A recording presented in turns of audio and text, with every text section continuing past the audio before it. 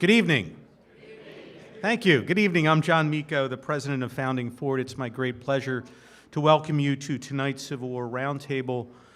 Founding Ford, as you all know, is the nonprofit charity that's affiliated with the Union League of Philadelphia, and our mission is to create more informed, more engaged citizen leaders, and we do that through a variety of programs. We have a group from California coming on Monday to our Valley Forge campus for a week of immersive civic education. They're from La Cañada, which is outside of LA, and we're looking forward to a great spring program of student programs. And of course, we have our wonderful speaker programs as well. All of that is made possible through your contributions. We thank you for that, and we look forward to more of your contributions because we need to do more, and we really do. I want to recognize one of those great benefactors and supporters of what we do. In fact, they're the sponsor of tonight's program, Jefferson Health, and Ed Trzanski. Ed is somewhere in this room. Please thank Ed with me. There he is. Thank you, Ed.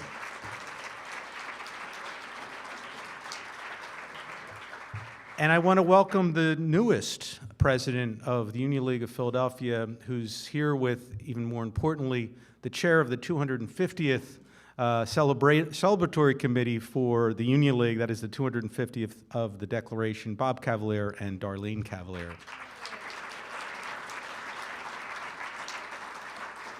A few quick housekeeping items. Please silence your cell phones. Please take a moment to do that. We will have a Q&A at the end, and we'll facilitate that through microphones. As always, please keep your questions as short as possible and make sure that they are in the form of a question. We would appreciate that. Also, please do use the microphones as we are streaming, and the audience at home cannot hear you unless you use that.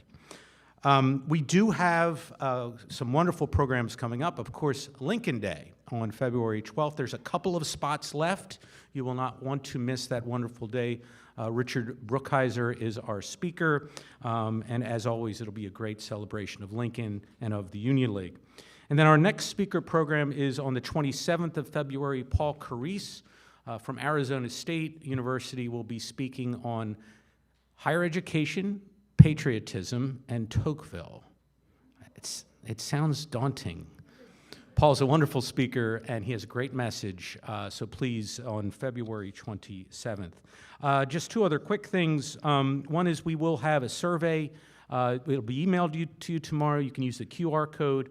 We want to hear your thoughts on this program and suggestions for others, so please take a moment to fill out our survey. And finally, we do all these great programs through the hard work of our volunteers. One of those great volunteers is the chair of this program, our speaker program chair, and he will introduce our speaker tonight. Please welcome League member Mr. Paul Carisse. Paul Snitzer. Sorry, Paul.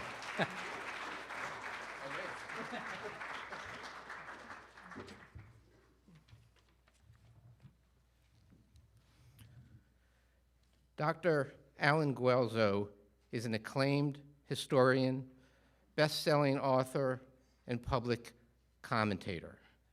His expertise includes intellectual, religious, and cultural history, Abraham Lincoln and the Civil War, and founding principles of our Constitution and Republic. He has written and edited more than 16 books and hundreds of scholarly articles. His commentary can be found in publications such as the New York Times, the Washington Post, the Wall Street Journal, and he regularly appears on major media platforms including NPR, The Daily Show, and PBS. Dr. Guelzo is currently the Thomas W. Smith Distinguished Research Scholar at Princeton University. His most recent works include Robert E. Lee, A Life, and a new textbook, The Golden Thread, A History of Western Literature. Of his many awards and honors, he has received the Lincoln Prize 3 times, and in 2018 he received the Bradley Prize in recognition of his efforts to, quote, restore, strengthen, and protect the principles and institutions of American exceptionalism. A Union League member for 43 years, Dr. Guelzo has been educating and inspiring League members for generations.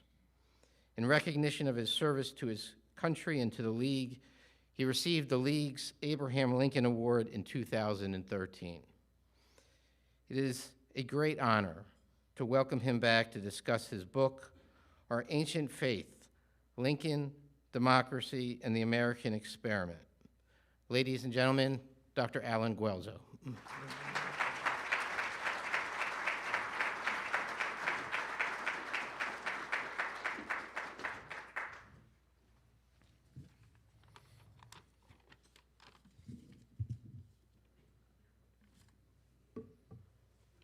I think someone left their phone here.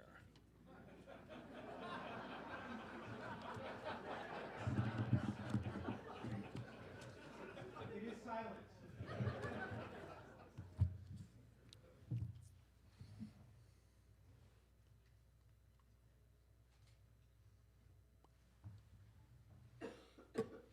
A mark of my technical sophistication. 159 years after his death, no American president seems to be able to match the reverence and attention paid to Abraham Lincoln. And that raises the very pertinent question, why? Why does he occupy this place in our national imagination? One particular reason for that interest is the atmosphere of crisis and anxiety that we experience about the American democratic experiment itself. Now, it's true, American politics almost always present us with waves of political frenzy and hyperbole and apprehension. But in recent times, apprehension has reached levels not seen in our national life in more than a century. Whether it takes the form of rioters in the streets and even in the national capital, or partisan rage in legislatures, journalism, and even in the courts, the impatient cacophony that rises all around us is drowning our sense of hope and direction for democracy. And we do not always find examples or solutions on the current modern American landscape. So we cast our eyes to the past, and we wonder if we can find that direction and hope there, and wonder again if those directions and hopes can restore direction and hope now. Another part of that apprehension grows from what we have seen happen to democracy around the world in the last 4 decades. In 1989, a democratic miracle took place before our eyes, with the fall of the most obvious symbol of totalitarian despotism, the Berlin Wall. 2 years later, we beheld an even greater miracle, with the collapse of the single greatest model of totalitarian dictatorship, the Soviet Union. And at that moment, we were giddy enough to believe that democracy was the only political player left standing in the world, that it had vanquished all its authoritarian foes, and now offered the one safe path to peace and to human flourishing. But that was followed, all too quickly, by a murderous campaign of international religious terror, of economic collapse and political panic, and then the reestablishment of an authoritarian regime in Russia and the empowerment of a totalitarian despotism in China. Freedom House's annual report for 2024, Freedom in the World, announced in April that 1/5 of the world's population had seen democracy erode. Only 20 countries in the world can now speak of themselves as free. And so we wonder, is democracy so weak? Is it really nothing more than a temporary protest against power, which can be quickly and easily silenced? Which is why we turn to Abraham Lincoln.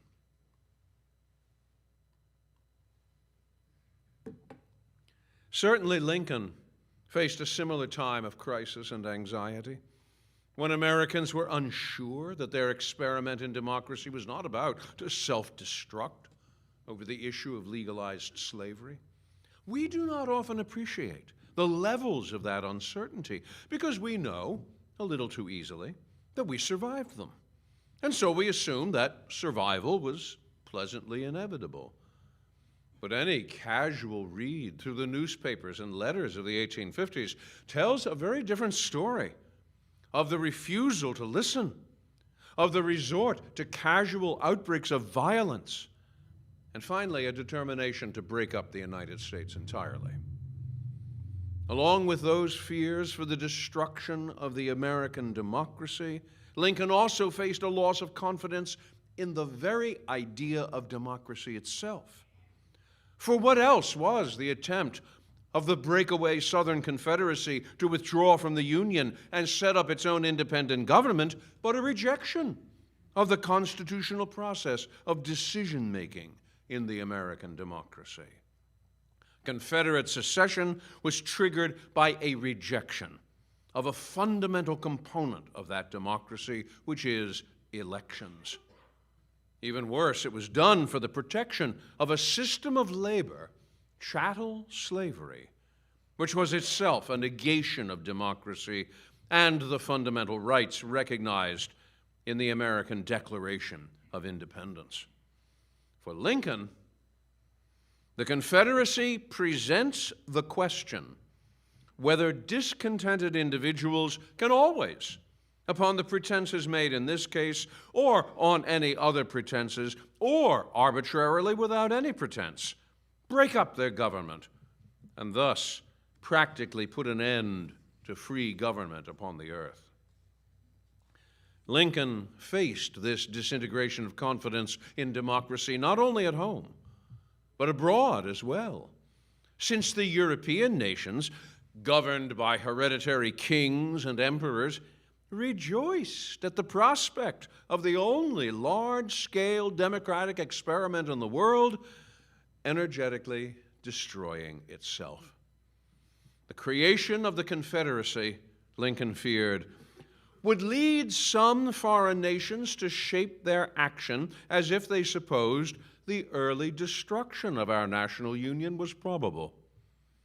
The United States would then either descend into anarchy and emerge from anarchy pleading for a king or a strong man to save it, or it would continue to divide and subdivide until it's subdivided into so many splinters as to render it absurd. If we now recognize this doctrine, Lincoln warned, by allowing the seceders to go in peace, it is difficult to see what we can do if others choose to go, or to extort terms upon which they were promised to remain.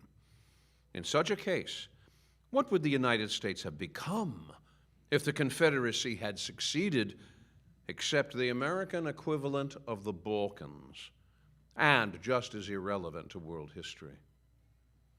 And yet, facing these terrible prospects, Lincoln succeeded, not just in preserving the democratic ship of state in one piece, but in keeping the whole experiment remarkably true to its democratic course.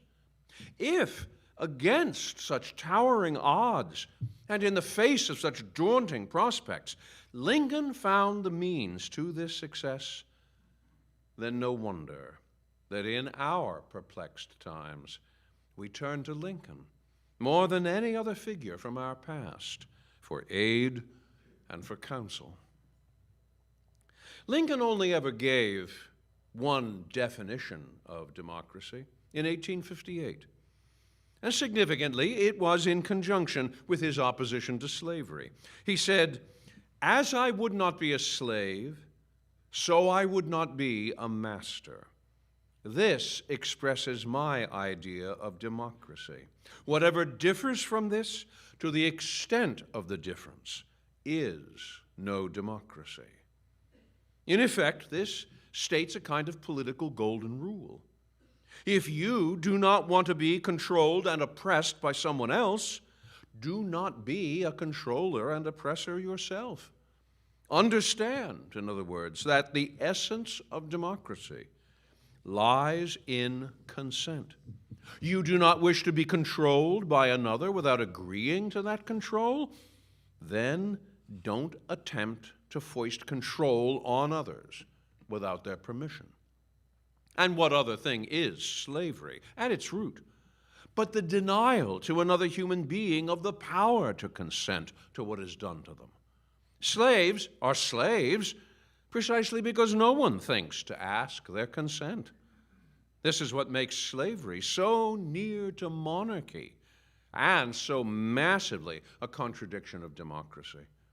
The governments instituted among men, said Thomas Jefferson in the Declaration of Independence, derive their just powers from the consent of the governed.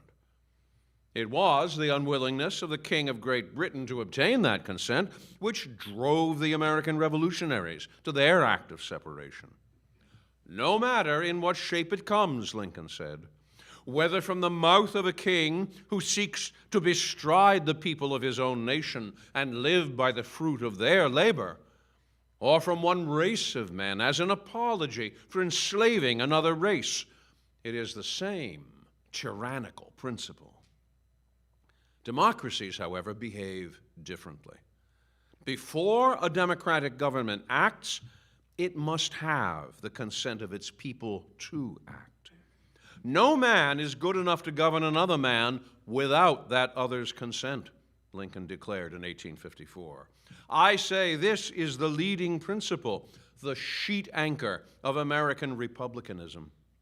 Deriving the just powers of governments from the consent of the government almost stood for Lincoln on the same emotional and authoritative ground as religion.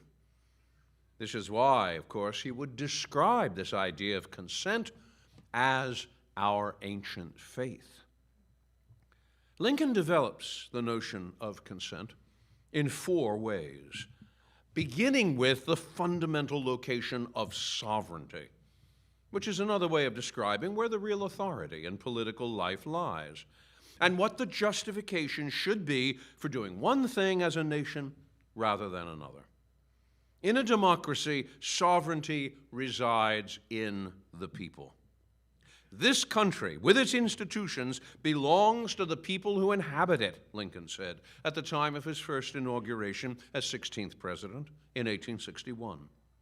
And he reiterated that at Gettysburg in the fall of 1863, when he spoke of the American experiment as government of the people, by the people, for the people. Sovereignty in a democracy rises from the people upwards, and not as in a monarchy where sovereignty is bestowed by God on a king and works its way downward. Democracy knows nothing about hierarchy, which is the basic form that all monarchies follow. Instead of deferring to dukes, princes, counts, earls, and what have you, in a democracy, equal citizens decide among themselves the best way to be governed and to govern themselves. The American democracy, as it functioned in Lincoln's day, was, admittedly, something less than perfect in practice. Only adult males could vote in elections on a national basis. But in the long travail of human history, this is an example of how practice has always been struggling to catch up with principle. So it is not necessarily some fatal bruise.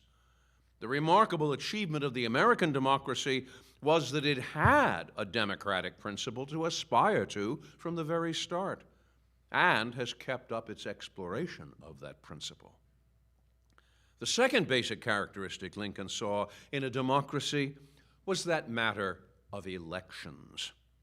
A pure democracy, like that of ancient Athens, where every citizen participated in the city assembly, can only function on a small scale, face-to-face basis. And the Athenian democracy was indeed small, probably involving no more than 6,000 people in the assembly. In a large-scale democracy like the United States, large in both territorial size and delay in communication, and in sheer population numbers, Into that, Americans incorporated Republican principles, which is to say that the people elect representatives and officers who govern in their name. This is not because those representatives and officers enjoy some mysterious right to rule by virtue of their class or their status or their education, but simply and exclusively because the people find it convenient and efficient to designate a few to do the job of ruling on the behalf of the many, because the many are busy at other jobs. The purpose of elections is to remind those representatives and officers of their ultimate accountability to the sovereign people. For that reason, elections must be free, fair, and above all, frequent. We cannot have free government without elections, Lincoln said in 1864. Whatever could force us to forego or postpone a national election might fairly claim to have already conquered and ruined us. And if there is a problem with the results of elections, and how can there not be, because in an election somebody must win and someone else must lose, the solution to such a problem in a democracy is not revolution or secession or civil war, but the next election. There can be, he said, no successful appeal except to ballots themselves in succeeding elections. Those elections will establish the identity of a majority in a democracy. And that identification is necessary because no democratic society, even on the small scale of Athens, is ever going to be unanimous in its decision-making. Unanimity is impossible, Lincoln said in 1861. But the rule of a minority as a permanent arrangement is wholly inadmissible, so that rejecting the majority principle, anarchy or despotism in some form is all that is left. Therefore, the privilege of establishing policy belongs to those whom an election identifies as the majority.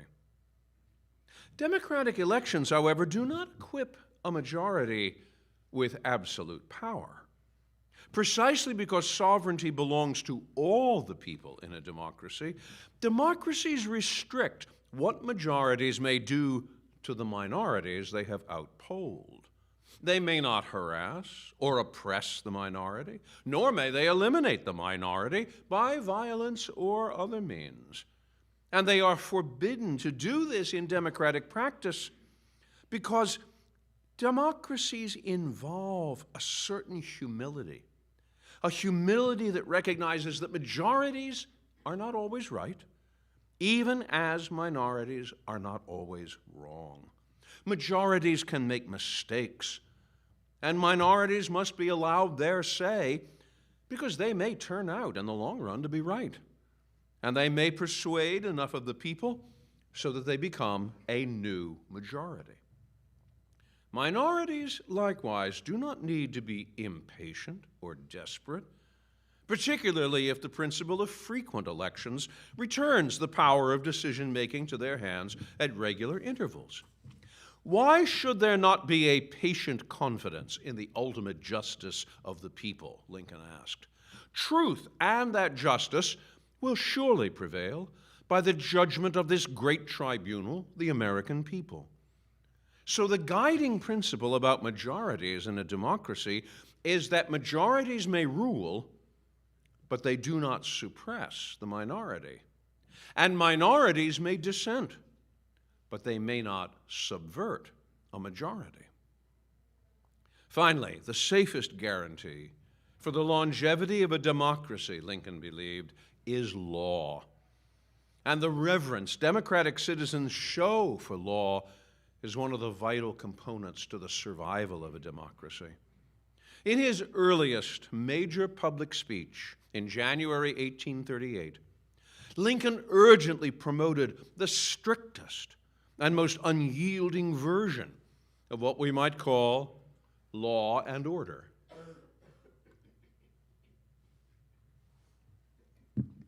Lincoln said in that speech, or as the patriots of '76 did to the support of the Declaration of Independence, so to the support of the Constitution and laws. Let every American pledge his life, his property, and his sacred honor. Let every man remember that to violate the laws is to trample on the blood of his father and to tear the charter of his own and his children's liberty. Let reverence for the laws be breathed by every American mother to the lisping babe that prattles on her lap. Let it be taught in schools, in seminaries, and in colleges. Let it be written in primers, spelling books, and in almanacs. Let it be preached from the pulpit, proclaimed in legislative halls, and enforced in courts of justice. And in short, let it become the political religion of the nation. And let the old and the young, the rich and the poor, the grave and the gay, of all sexes and tongues and colors and conditions, sacrifice unceasingly upon its altars. 25 years after he made that speech, Lincoln had to confront a rebellion whose principal temptation was to throw aside the restraints of law in the interest of simple national self-preservation. And it must be admitted that this was a temptation to which Lincoln himself was not entirely immune. Lincoln is, after all, the president who suspended the writ of habeas corpus in the opening weeks of the Civil War, whose generals conducted arrests and created military tribunals to deal with outspoken dissidents, and who personally authorized the closure of at least 3 newspapers. Possibly the worst example Lincoln offers of reaching for the panic button on civil liberties is the notorious case of Clement Vallandigham, whose denunciations of the Lincoln administration in May of 1863 convinced Union officers and officials that this one-time congressman from Ohio had crossed the line from free speech to treason by denouncing the war effort as wicked, cruel, and unnecessary. Vallandigham was arrested in his home in the middle of the night by soldiers sent by the local military department commander. When a national outcry erupted, Lincoln allowed himself to lapse into purely pragmatic excuses for the arrest. He who dissuades one man from volunteering or induces one soldier to desert weakens the Union cause as much as he who kills a Union soldier in battle, Lincoln argued. Must I shoot a simple-minded soldier boy who deserts, while I must not touch a hair of a wily agitator who induces him to desert? Well, the answer to that question, when it's generated by emotion, is no. The answer of the Constitution is yes. So in defending the arrest and exile of Vallandigham, Lincoln very nearly reasoned his way into precisely the setting aside of law that he had warned against in 1838. The Constitution, he claimed, is not, at least in the Vallandigham case, in its application, in all respects the same in cases of rebellion or invasion involving the public safety as it is in times of profound peace and public security. This is an argument which the heat of national crisis seemed to justify. But this is also an argument which would justify setting aside the rule of law at any moment, when authority could declare that the moment was one of some kind of emergency. And ultimately, it was an argument which would be thrown down by the Supreme Court in the case of Ex parte Milligan once the war was over. But to admit that Lincoln was not always a spotless model of democracy is no more than what we must say about all failures to match practice with principle. Lincoln knew better, and he practiced better. And the deviations from law his administration committed were deviations from a norm, rather than a rule. In 1861, he actually rebuked his political ally, Orville Hickman Browning, for suggesting that a military department commander could throw the laws of property and personal liberty to the winds whenever it seemed desirable. You speak of martial law as being the only means of saving the government, Lincoln replied. On the contrary, it is itself the surrender of the government. Can it be pretended that it is any longer the government of the United States, any government of constitution and laws, wherein a general or a president may make permanent rules of property by proclamation? And when his over-righteous Treasury Secretary, Salmon Portland Chase, urged Lincoln in September of 1863 to extend unilaterally, by presidential authority, the Emancipation Proclamation from its coverage of just the Confederate States to the 4 loyal states which still legalized slavery, Lincoln replied that he had no authority under the law to do so. If I take the step, must I not do so without any argument except the one that I think the measure politically expedient and morally right? Lincoln asked energetically, would I not thus give up all footing upon Constitution or law? Would I not thus be in the boundless field of absolutism? Lying behind Lincoln's preoccupation with the rule of law in providing structure to democracy was his sense that law was an expression of a basic Enlightenment virtue, the centrality of reason. Lincoln was very much a man of reason and the Enlightenment, and like the great practitioners and theorists of Enlightenment politics, Locke, Montesquieu, Jefferson, Adam Smith, he saw in law a force which demanded that people think clearly and logically about the consequences of their public actions and decisions. Law is about coherence. It's about rules that proceed from point to point like a geometric proof, and which match violations of public reason with punishments which deter future actions and which rebalance the scales of justice. Without reason, law becomes an exercise of passion and impulse, both of them very nearly the worst words for political life in Lincoln's dictionary.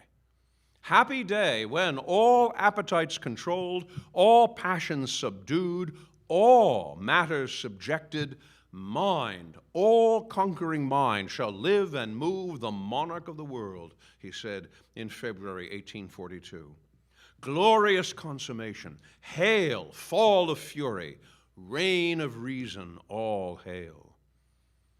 It was their temptation to make themselves subject to passions which drove slave owners to justify the odious institution of slavery. By contrast, it should be the mark of the opponents of slavery to do nothing through passion and ill temper. And in his first inaugural address, Lincoln would characterize the Confederate secession as an act of passion, which reason must subdue. Passion may have strained, he said, but it must not break the bonds of our affection. Americans must allow themselves to be persuaded of the folly of civil war by the better angels of our nature. It is when passion gains the upper hand in a democracy that the sovereignty of the people and the sovereignty that is lodged in their hands is transformed into the mere ugliness of raw power. This is what Lincoln called the mobocratic spirit, a moment when the wild and furious passions usurp the sober judgment of courts. The unreasoning spirit of the mob is what leads to anarchy, and anarchy to the overthrow of democracy by despotic schemers like Alexander or Caesar or Napoleon Bonaparte. Reason Cold, calculating, unimpassioned reason must furnish all the materials for our future support and defense, he said. And nothing more nearly captured the rule of reason than the rule of law. Allow these characteristics of sovereignty, of elections, of majorities, of law. Allow these to prevail. And Lincoln believed that democracy will become the most natural means of allowing the natural rights hardwired into every human being their full sway. It has to be said, though, that these characteristics give no room for populists like Andrew Jackson, who imagine that they may act as the personal agent of a general popular will. Nothing agitated Lincoln during his solitary term in the House of Representatives in 1847 to 1849 than the claim by Jackson's political heir, James K. Polk, that the people in framing our admirable system of government were conscious of the infirmities of their representatives. And so the people, said Polk, by the Constitution have commanded the President, as much as they have commanded the legislative branch of the government, to execute their will. As president himself, Lincoln impressed observers very differently, as unpretending, faithful, loyal, as though it had never occurred to Mr. Lincoln that he was a ruler. But if Lincoln was not a populist, he was also not an elitist either. He had no glittering resume, teeming with perfect credentials, and no noticeable executive experience. He had, after all, never served as governor of Illinois or even mayor of Springfield, and had been defeated in 2 attempts at the U.S. Senate. What he had, however, were the great personal qualities that the 4 characteristics of democracy thrive upon. He had, first of all, resilience. He was prepared to absorb a great deal of abuse and punishment without either retaliating or withdrawing into self-pity. When he was viciously criticized, he merely replied, "I have endured a great deal of ridicule without much malice, and I have received a great deal of kindness, not quite free from ridicule. I am used to it." He also had the virtue of humility. Not the phony humility so evident in politicians who like to feign stooped postures toward public opinion while really soaking up personal affirmation. Lincoln did not need to write to Ulysses Grant on July 13, 1863, after the fall of Vicksburg, to congratulate Grant on his victory. Grant, after all, had been a Stephen Douglas Democrat in the 1860 election, and for all that Lincoln knew, he might emerge as a presidential challenger in the 1864 election. Nevertheless, Lincoln candidly conceded to Grant that when you got below Vicksburg and took Port Gibson, Grand Gulf, and vicinity, I thought you should go down the river and join General Banks. And when you turned northward east of the Big Black, I feared it was a mistake.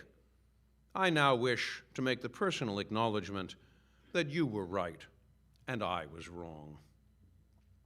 He would have gone even further with another general, George McClellan, who was clearly a political critic if that general had given him a reason. "I will hold McClellan's horse," Lincoln remarked, with a measure of exaggeration, "if he will only bring us success." Lincoln, thirdly, possessed the virtue of humor. Proper political gentlemen in top hats and waistcoats deplored Lincoln's penchant for joke-telling, especially when some of it veered in the direction of the barnyard. But he also used humor to relieve stress and to level pretentiousness. When the angry Ohio Senator Benjamin Wade stormed down Pennsylvania Avenue from the Capitol building to the White House, To tell Lincoln everything he was doing wrong, Lincoln tried to interrupt him with a story. "You are letting the country go to hell on anecdotes." Wade roared impatiently. "We are not more than a mile from there now."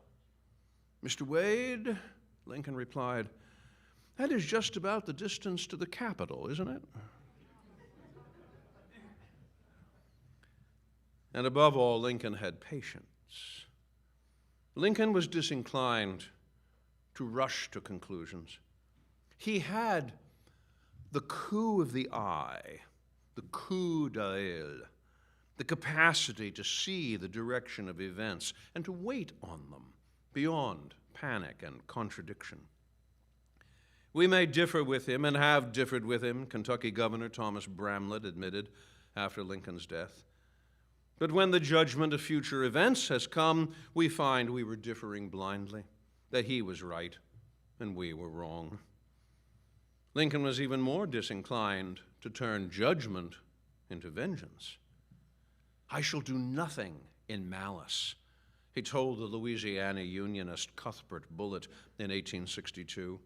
"What I deal with is too great, too vast for malicious dealing."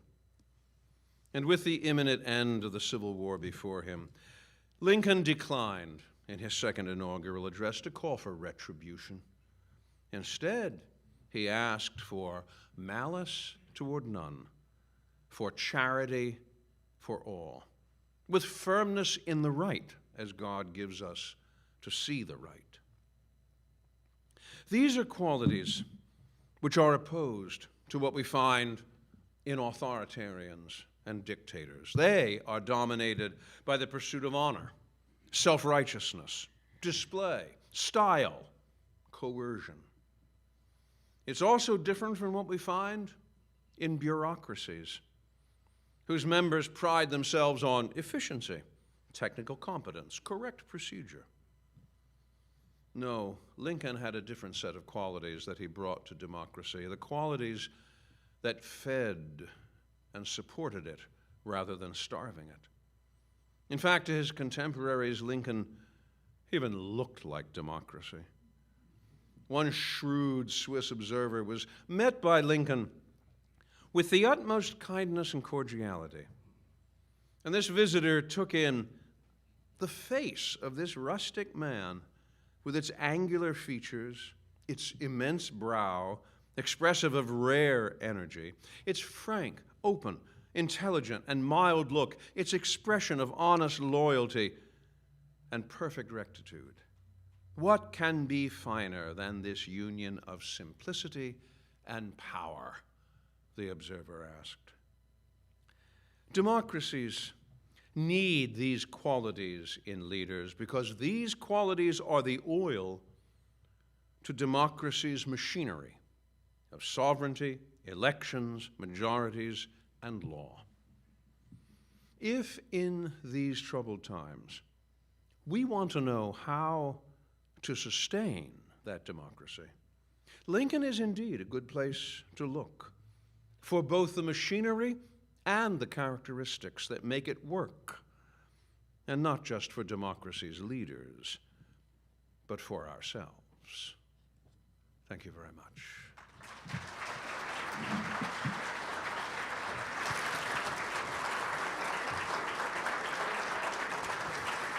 Thank you, Alan. Thank you for that wonderful talk.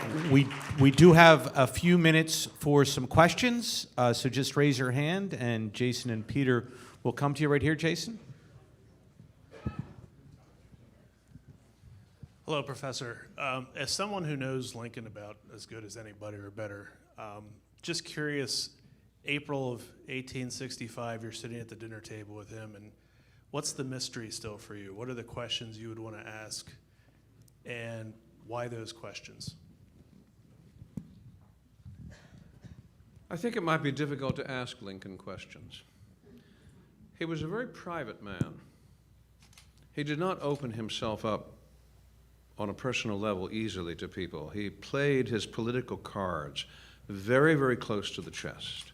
He had no drinking buddies. There was no one who could stand up and say, I know what Lincoln's thinking. I can tell you what Lincoln is thinking. And anyone who tried to do that, said David Davis, who had been his judge out on the old 8th Judicial Circuit in Illinois, and whom Lincoln appointed to the Supreme Court in 1862.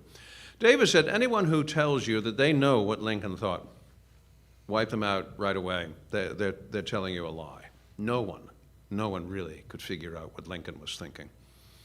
His law partner, William Henry Herndon, said very much the same thing. Herndon said that Lincoln kept half of himself back from everyone, and then kept half of that back even from the people who were his closest friends. The man, there was a mystery to the man. There was a certain impenetrability to the man, that somehow you were talking to the surface of a shield. Part of that, I suppose, was practical political considerations. You don't want to give things away. But part of it, I think, was also temperamental. He was a man who dwelt very much in his ideas and his thoughts. So even if I had a chance to ask him a question, I'm not sure he would tell me entirely what I would have liked to have heard. There would have been something there kept back.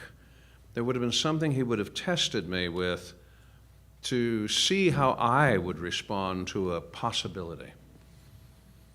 But for anyone who would say that they had understood in some kind of full and final sense Abraham Lincoln, I don't think that that possibility really existed, and the person chiefly responsible for that mystery was Lincoln himself.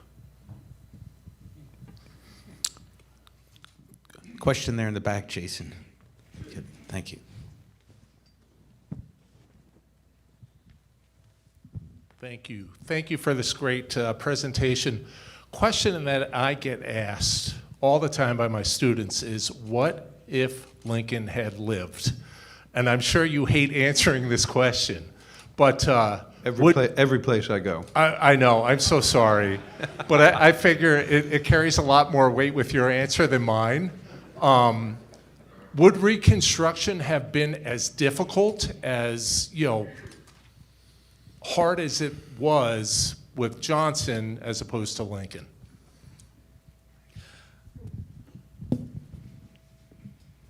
Civil wars are the most vicious and intractable forms of human conflict. They last the longest, and in some respects, some of them never end. David Reef, several years ago, wrote an interesting book on forgetfulness in history, why sometimes it's important to forget history. And he said that because he had been a journalist in the Balkans in the 1990s.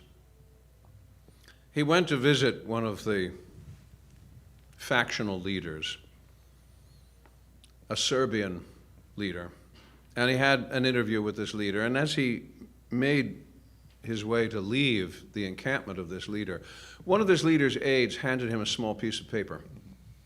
On it was written a date, 1380. The Battle of Kosovo. In other words, what was going on in the 1990s was really something that had been going on for 600 years. So civil wars present problems of a magnitude that even the most difficult and bloody international wars do not present. So what about Reconstruction? Well, there was no book you could order on Amazon, Reconstruction for Dummies, There was no precedent for him to work with. I think there are some things that we can make a calculated guess about. I talk about these in the last chapter of Our Ancient Faith.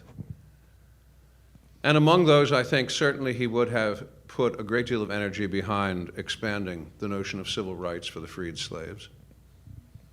I think it would certainly have been favorable to the idea of creating an economic platform upon which those freed slaves could stand, perhaps largely through the confiscation of the property of Confederates who had fled the country ahead of the Union forces.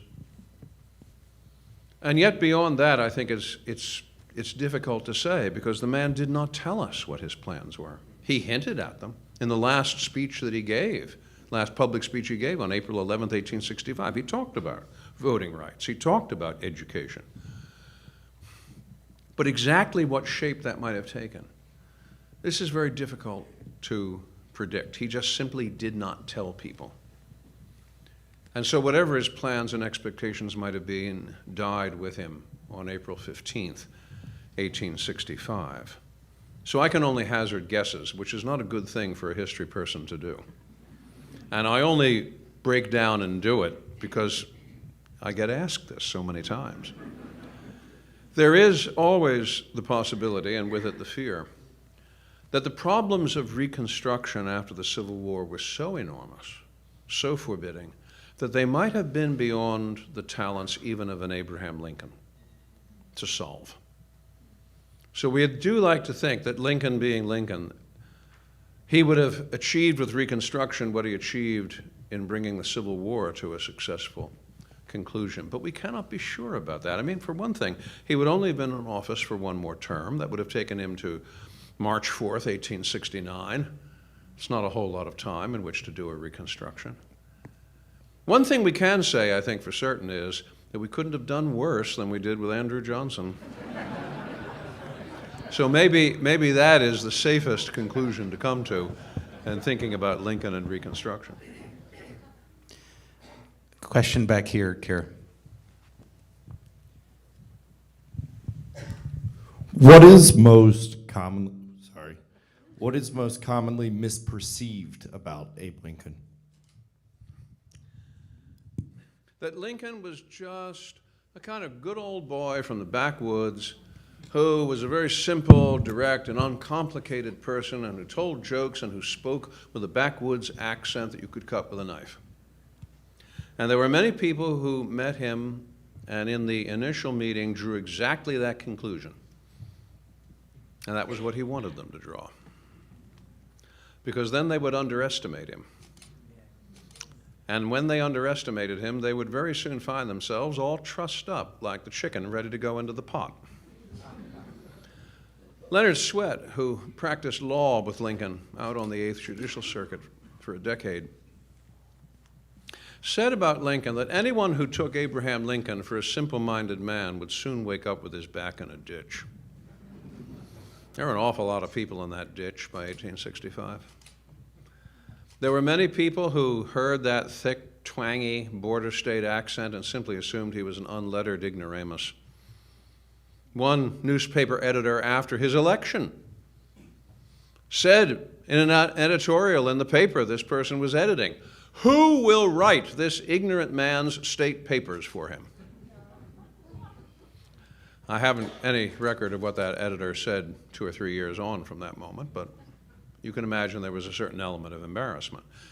People often found out the hard way, and Lincoln would invite them to underestimate him, because then he had them at the advantage. We assume too quickly, like people then, that Lincoln is a simple person to understand. He's not. He was very well read, poorly educated, you might say, but quite well read. Especially people noticed on political economy. One contemporary of his, one observer who served with him in the Illinois legislature, said on political economy he was great. What do they mean by political economy? They meant Adam Smith. They meant John Stuart Mill. They meant all the great writers on the subject of economics and politics in the 19th century. He had read them.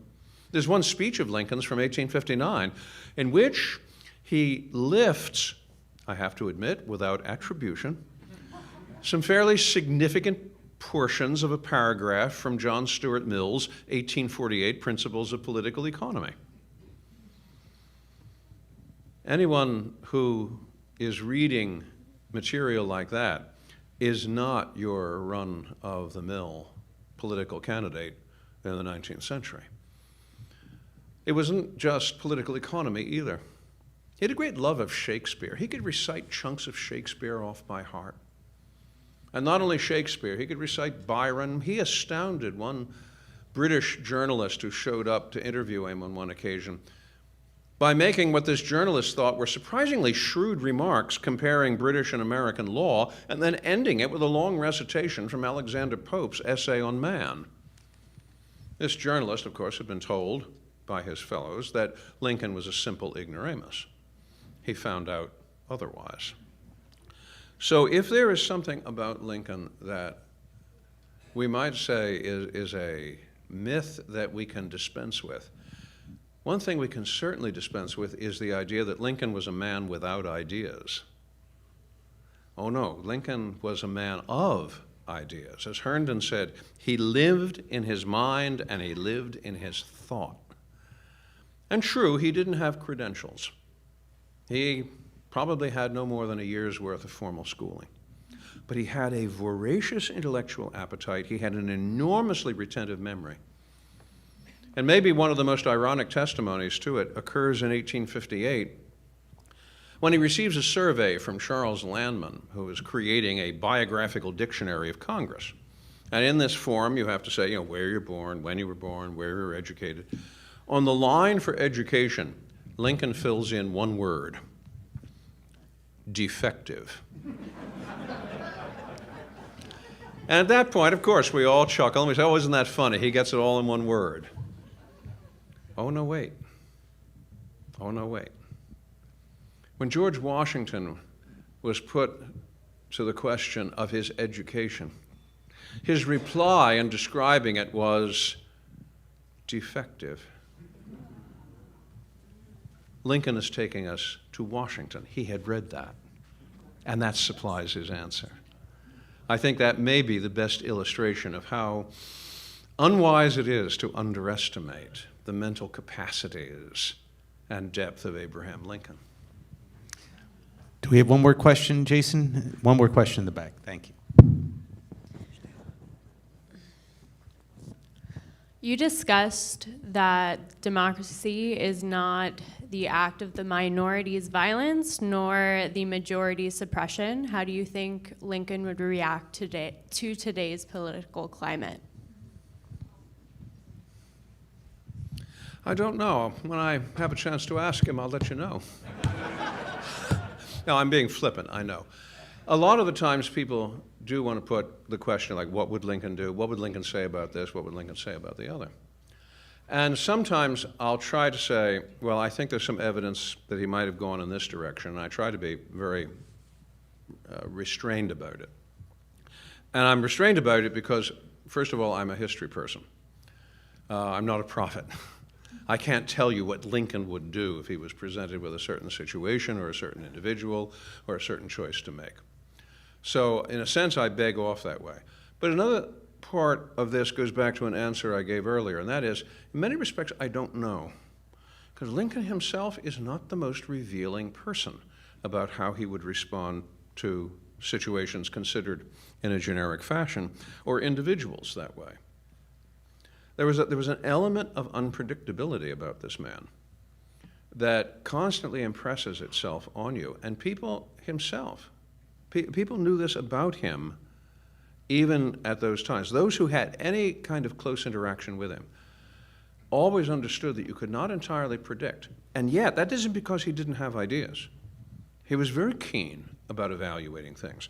I mentioned Leonard Swett.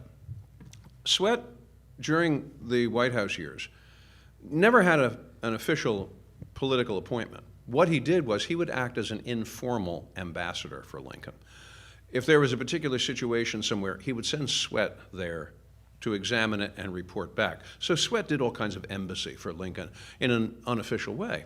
On one occasion, Swett had become so despairing, so downcast about the prospects of the war, that he came to Lincoln in the White House and just said, woe is us. This is all going downhill. We can't possibly win this war. And Swett said that at that point, Lincoln took out from his pocket a little notebook. And in this notebook, Lincoln had pasted extracts from newspapers, proceedings of state legislatures, odds and ends of things from almanacs. And Lincoln took him page by page and saw, this is how all these things are working together. This is what feeds into this, and then the other into something else. And this is where we're going to be 6 months from now. And this is where we're going to be 18 months out. And Sweat said he went away from that so relieved that here was someone who actually understood where things were going. So Lincoln could see that. Is he going to sit there and tell us every detail? Well, if we were all Leonard Sweat, perhaps. But he does not. So there remains this aura of mystery. And I confess to a certain sense of unease myself, even in speculating about what Lincoln would do in Reconstruction, because it is just a speculation. At the end of the day, we do not know, and we cannot predict. And so as much as people would like me to say, Lincoln would do this about so-and-so, and he would say that about thus and such, I can't honestly do something like that, and I'm not sure anyone else can today or even could in his day. He remains. He remains what Carl Sandburg called, and I think this phrase catches it quite well. He said that Lincoln was the strange friend and the friendly stranger. And he remains that way, even to those of us who have devoted quite an outsized amount of time to studying him. Ladies and gentlemen, please thank Alan Guelzo. Thank you, Alan, for another wonderful talk. Thank you. We hope to see everyone, or many of you, on Lincoln Day. You can go online to Founding Forward or Union League website to sign up. There's the QR code. Please fill out a survey. Give us your suggestions. Have a wonderful night. Thank you. We'll see you on Lincoln Day. Go Eagles. And if we have our students from St. Joe's Prep, if you want to come up and get a picture with Professor Guelzo, that'd be great. Thank you. Good night.